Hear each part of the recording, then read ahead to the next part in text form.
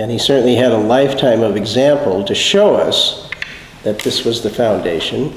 If seeking first the kingdom is the foundation, if that is the beginning focal point, if that is the mission for all of us, if that is the path, then anything else is outside of the path, is separate from the path.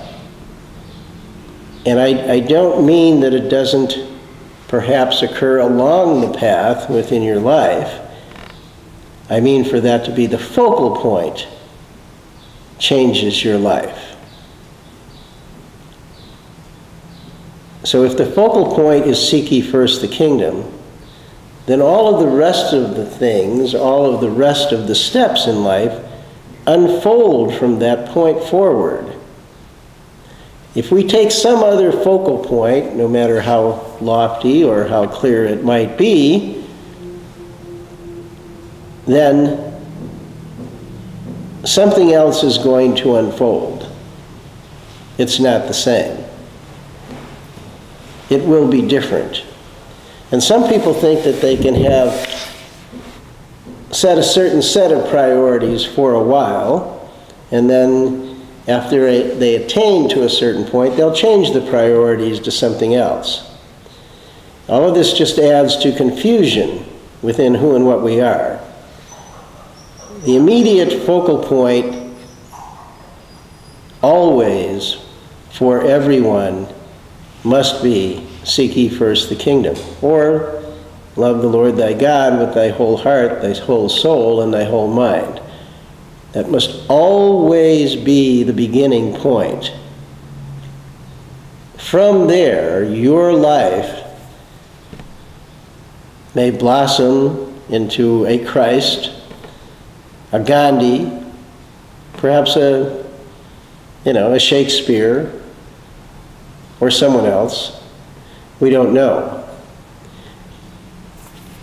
But the beginning point is always the same. It's what adds order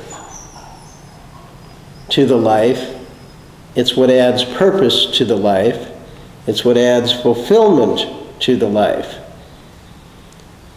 Starting with the proper order allows us to grow in the proper measure and in the right direction. It allows us to see our purpose. And then we can look at that purpose and move forward, fulfilling it, always being mindful of the fact that the purpose doesn't change the initial focal point. The life can be dedicated to achieving a purpose, but its foundation and its focal point is seeking first the kingdom. And many times I think we get confused with that. And many times I think we find ourselves in this state of confusion, unable to move forward and unable to achieve because we've changed the original focal point.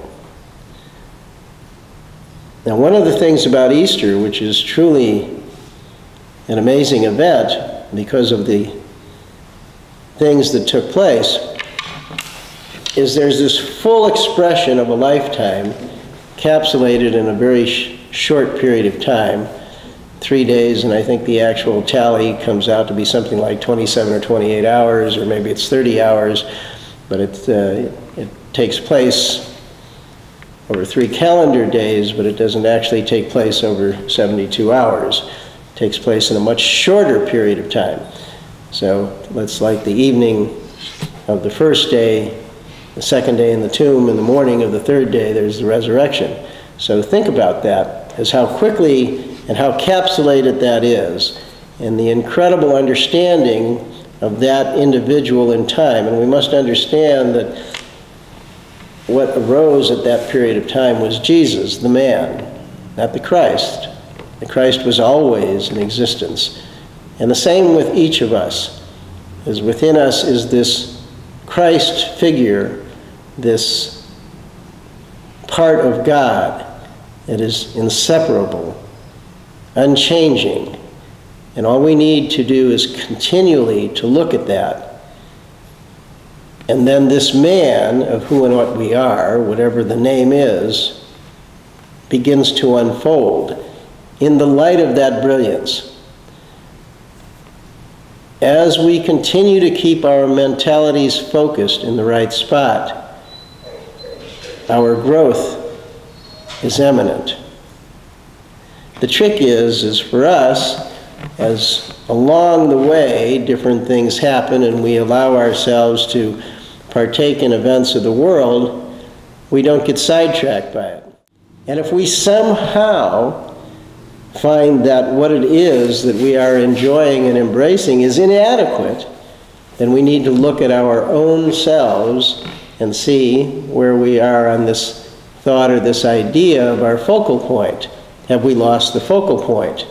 Or have we now gotten involved with the benefits of the focal point to wanting more or wanting different benefits and finding them to be inadequate? Because once we find our kingdom to be inadequate, we definitely have lost our focal point and who and what we are.